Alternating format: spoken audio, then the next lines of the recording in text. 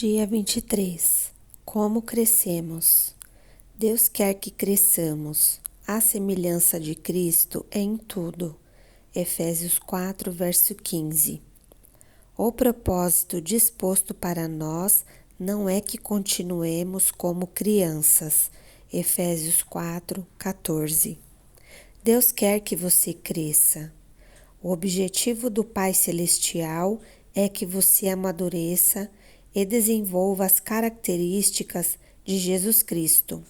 Lamentavelmente, milhões de cristãos envelhecem, mas nunca crescem. Emperram numa perpétua infância espiritual, usando fraldas e sapatinhos de crochê. Isso ocorre porque nunca pretenderam crescer. O crescimento espiritual não é automático. É necessário um compromisso intencional. Você deve querer crescer, decidir crescer, esforçar-se para crescer e persistir em crescer. O discipulado, processo de se tornar semelhante a Cristo, sempre começa com uma decisão. Jesus nos chama e nós respondemos: venha, seja meu discípulo. Jesus lhe disse. Então Mateus levantou-se e o seguiu. Mateus 9, verso 9. Quando os primeiros discípulos escolheram seguir Jesus, não compreendiam todas as implicações da decisão que haviam tomado. Simplesmente atenderam ao convite do Mestre. Isso é tudo que você precisa para começar, decidir tornar-se um discípulo. Nada influencia mais sua vida que os compromissos que você escolhe assumir. Eles podem fazê-lo crescer ou destruí-lo, mas sempre serão determinantes para você. Diga-me com o que você está comprometido, e eu lhe direi onde você estará em 20 anos. Tornamo-nos aquilo com que estamos comprometidos. É nesse estágio do comprometimento que a maioria das pessoas perde o propósito de Deus para a vida. Muitos têm medo de se comprometer com qualquer coisa e simplesmente ficam vagando por aí. Outros assumem compromissos superficiais com valores conflitantes, o que leva à frustração e à mediocridade. Outros se comprometem inteiramente com objetivos seculares, como enriquecer ou ficar famoso, e acabam desapontados e amargos. Toda escolha tem consequências eternas, logo é melhor que você escolha sabiamente. Pedro adverte: já que tudo ao nosso redor se derreterá, que vida santa e piedosa devemos viver. 2 Pedro 3, verso 11. A parte de Deus e nossa parte.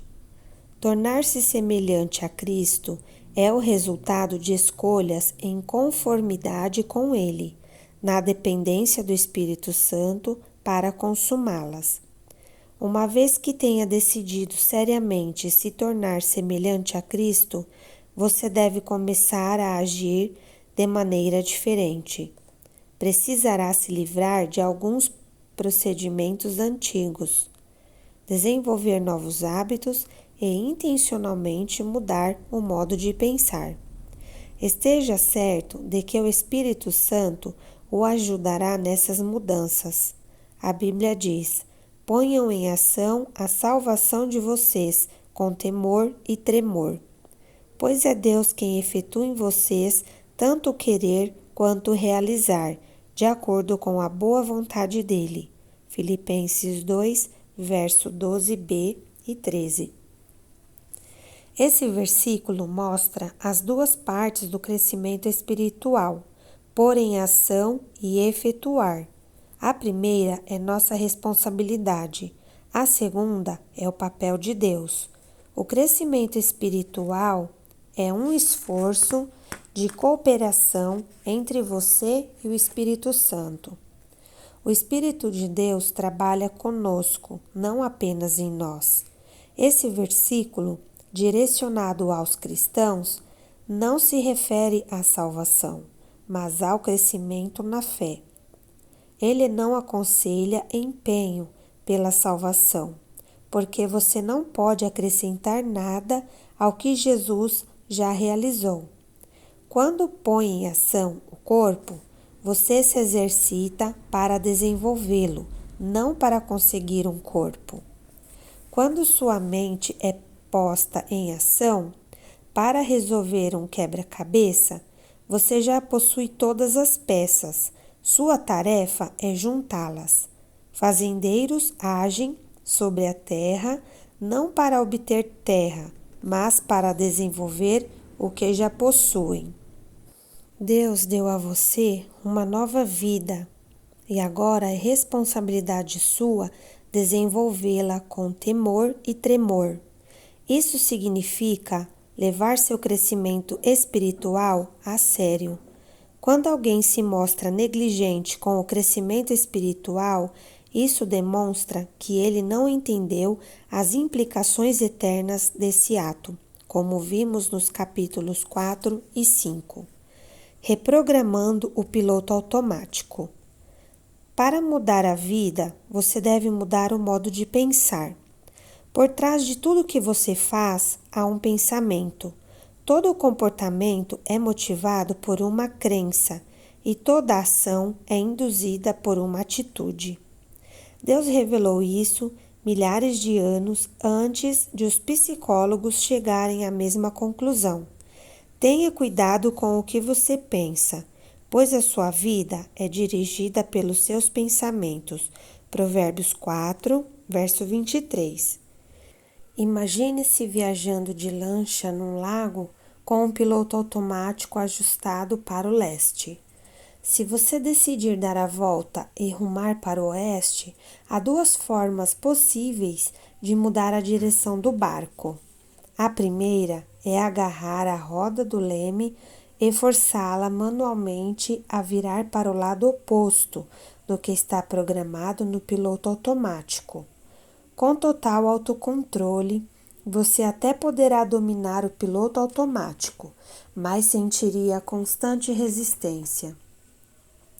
Seus braços acabariam por se cansar do esforço e soltaria a roda do leme, e a lancha instantaneamente voltaria a rumar para o leste, conforme o programado.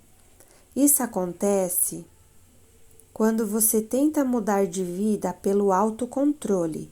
Você diz: vou me esforçar para comer menos, fazer mais exercícios, deixar de me atrasar e de ser desorganizado. Sim, o autocontrole pode produzir mudanças no curto prazo, mas cria uma constante pressão interna, já que você não tratou a raiz do problema. A mudança não é natural. Então você acaba por desistir, abandona a dieta, deixa de se exercitar e rapidamente retorna aos antigos padrões. A segunda maneira é mais rápida e fácil. Altere o ajuste do piloto automático, sua forma de pensar. A Bíblia diz: permita que Deus o transforme em uma nova pessoa, mudando a maneira de você pensar. Romanos 12, verso 2b. O primeiro passo em direção ao crescimento espiritual é mudar o modo de pensar. Toda mudança deve sempre ocorrer primeiro na mente. O modo de pensar termina o modo de sentir, e o modo de sentir influencia a maneira de agir.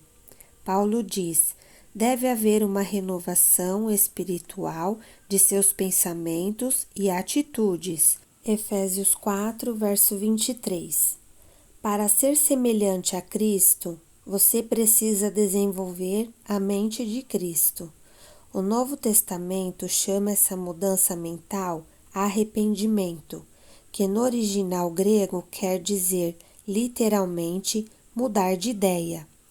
Você se arrepende sempre que muda a maneira de pensar, ao adotar o mesmo modo de pensar de Deus, sobre você mesmo, sobre o pecado, sobre Deus, sobre outras pessoas, sobre a vida, sobre seu futuro e sobre tudo mais.